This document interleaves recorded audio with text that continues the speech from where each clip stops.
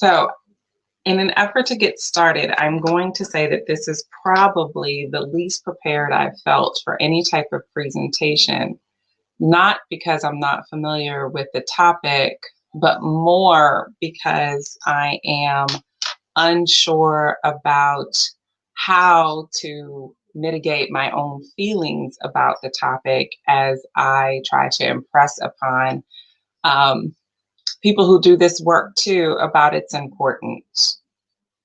So we only have 20 minutes. I am going to try to discuss full accountability in the practice of data in about 10 minutes. And then that way, hopefully, we can have a vibrant discussion over a couple minutes thereafter, maybe about 10, hopefully. Is everyone seeing and hearing me clearly? Because again, I'm trying to make sure I understand the feedback loop. Amelia, am I good?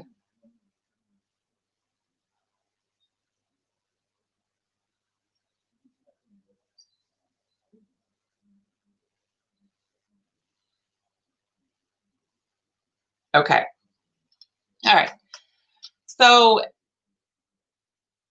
the funny thing is, I think machine learning, et cetera, has largely been a buzzword that is associated with data innovation. And because of such, it goes largely unchecked, meaning that because it is innovation, because these are trial and error opportunities to advance innovation and industry with data, we largely fail to realize that it actually undergirds all areas of our society right now. And in order for our businesses, our stakeholders, our enterprises, our government entities, our people to become more aware of just how much it undergirds all aspects of our society, I believe that we must take great strides in order to demystify the actual magic that we as practitioners wield. I'm reminded of a time when electricity seemed magical to people, and it was largely scary to people. And while they really wanted light at night that was, illuminating from a bulb, they really weren't sure about it coming into their homes. Fast forward over 100 years, and we can go to Home Depot ourselves and get all kinds of lights, and we can rewire if we're that advantageous. My thesis today is that we would have to get the practice of data to be that simplistic with a shared language in order for us to be able to understand the impact and therein eradicate bias disparity and hopefully create greater equity and inclusion.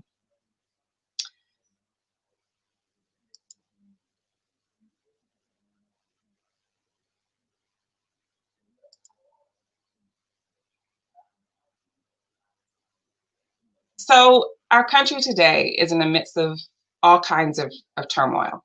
We're in natural disasters, we're in political unrest, we're in social unrest, we're in a pandemic. In all of this, I found that as a data scientist, it's fairly easy for me. As a Black woman and mother, I really do want to go out and march. But as a data scientist, it is fairly easy for me to sit quarantined in my little home, having an adequate supply of toilet paper and masks, and simply observing the ongoings only to pontificate profusely over our national increasing addiction to wine and beer with my 5 closest friends with whom I am willing to catch this virus for. That is the life of a data scientist today, or so I thought. We are fraught with high anxiety and depression, and the reality is, however, we really aren't compelled to leave our homes unless we want to, because we're in that sphere of our ecosystem in the United States where we don't have to. Our jobs are fairly secure. The industries we support in this way are fairly unaffected. And we have toilet paper. So with that, do we really stand on the outside of this controversies? I thought protests looked like this.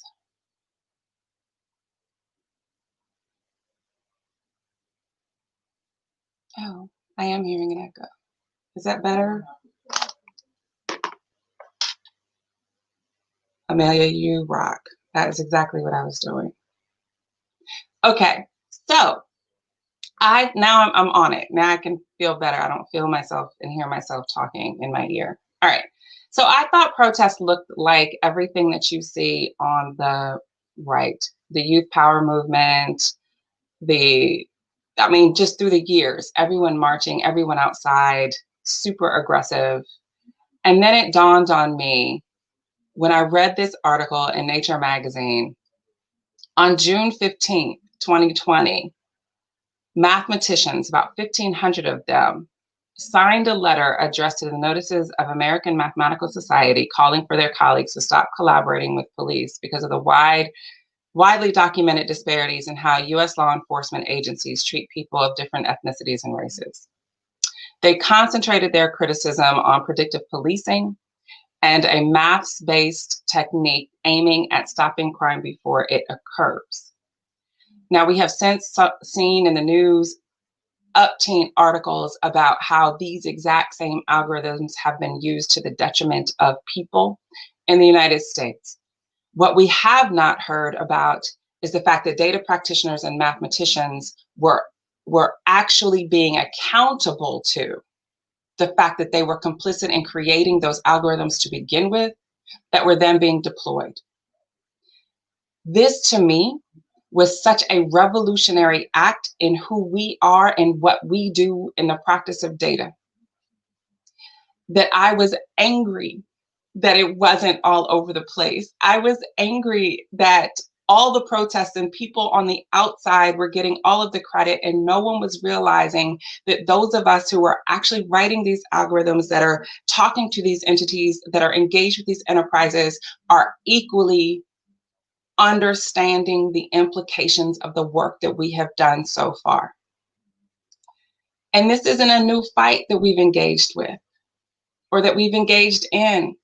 All of us, I believe, have heard of Cathy O'Neil and Weapons of Math Destruction. And I think this quote resonates even today, that algorithms can go wrong, even having deeply destructive effects with great intentions, not just good intentions, great intentions. I don't think any of us go to work just trying to do good. I think we go to work every day trying to be great and do great things. And whereas an airplane that's designed badly crashes to the earth and everyone sees it, algorithms that we write that are designed badly can go on and wreak havoc silently. And when we think about where we are as we try to come out of our current context, we're thinking about everything from how redlining has affected current financial wherewithal of people, to the fact that insurance rates are higher in some areas for some people than others, to probably more dramatically, how exactly are we going to source and distribute food in further crises? All of those things we participate in as data people. We do it. We talk to our business owners and stakeholders, and we give them a predictive analysis on exactly how this should work. I'm suggesting that we follow the course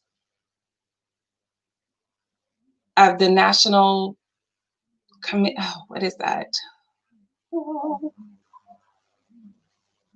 does that stand for? I'm on the wrong slide. The National Center for Biotechnology Information.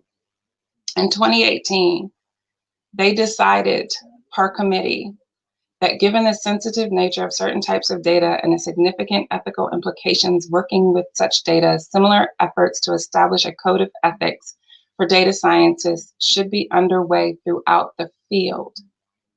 My challenge is that this same oath, all of us in every industry are dealing with significant ethical implications of working with data. And if they are willing to create a hippocratic oath regarding the work that they are doing, then so should we.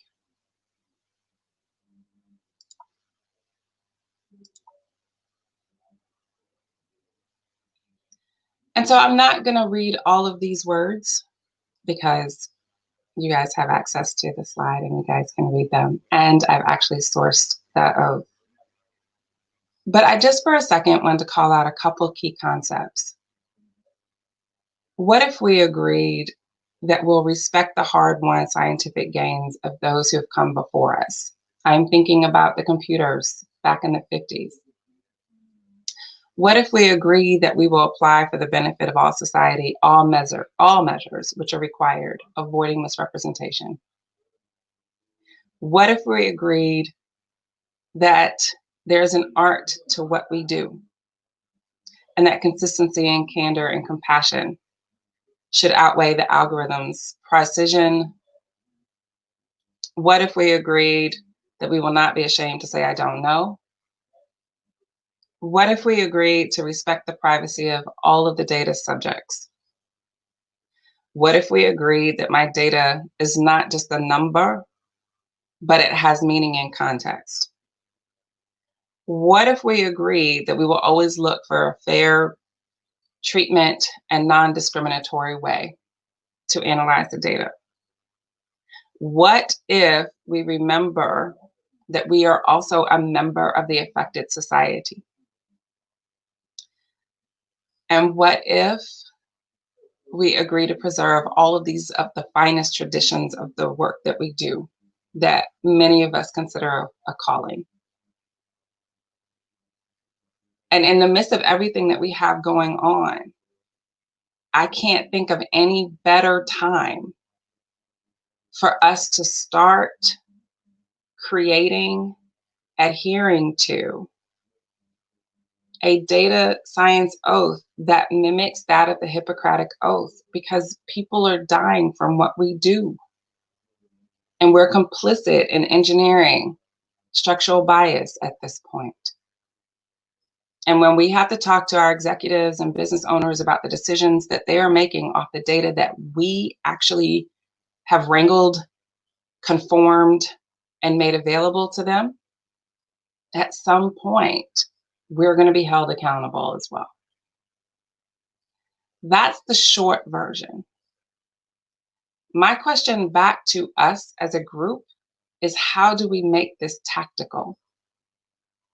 How do we go after leaving behind antiquated ways of thinking about people based on old scale biases of what we thought we saw in people every day that was super binary and preconceived, and work with the data that people are actually giving us in order for us to be able to humanely personalize and also be able to indicate and truly innovate, mitigating disparities that so far we've been complicit in.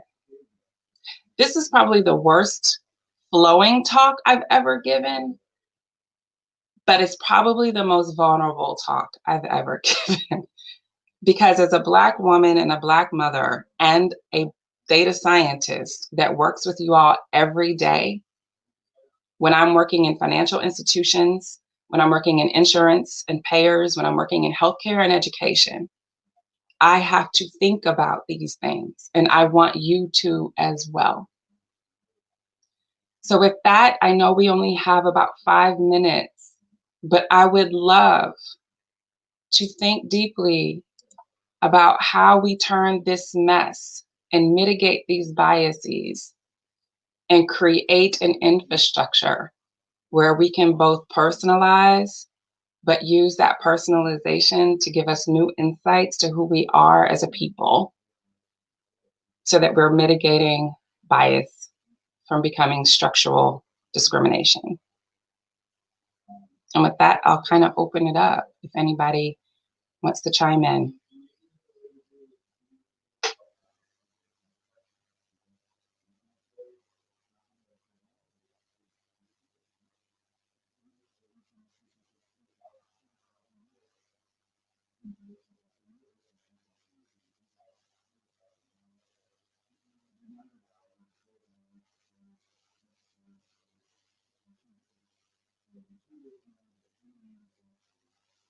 I don't see anyone talking in chat.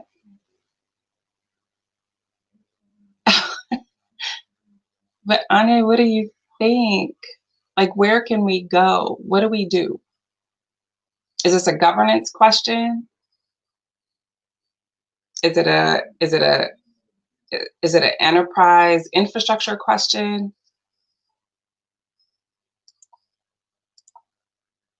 Is it how we deal with data on this continuum?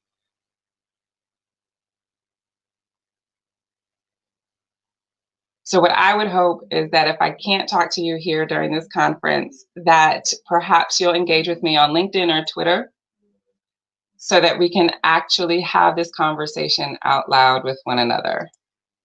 And yes, I will absolutely share the slides. Amelia, I won't mind my manners. So y'all saw how Harris acted even in the VP debates. I wouldn't have been so nice. So I probably cannot be president or vice president, but I can talk to you on Twitter and LinkedIn. That I can do.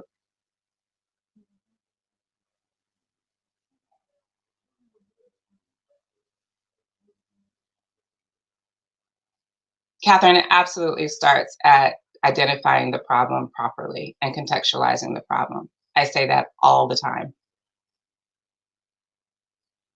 And Jim, the data is inherently biased. And so when we're wrangling the data, that is where we have to acknowledge those biases. I say that all the time. People think that data is not biased. No, we as people are biased, which means that the data that we are creating is biased. And so how do we mitigate the impact of that bias? We do it by contextualizing at the point of where is that slide? We start doing that at layer 0 and 1 tactically, when we're starting to wrangle the data, bringing in and prior to conforming it. Thanks, Christopher. Make sure you linked in with me. I'd love to hear about your progress.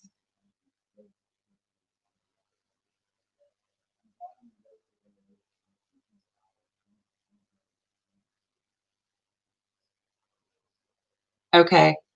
In this very last minute that I have with you, I am going to go ahead and put my contact information up. I am looking to have very active conversations in this space. It's one that's very meaningful to me, and it is one that I intend to continue to use as a platform, especially as we have to figure out what our new normal looks like over the next year. We as data practitioners and technologists are absolutely going to reframe whatever our normal is tomorrow. So with that, thank you for listening to me ramble for 20 minutes. Again, this is probably the worst talk I've ever given, but it is the most heartfelt. So at least I hope you felt that. All right, thanks everyone. I'm going to end this session.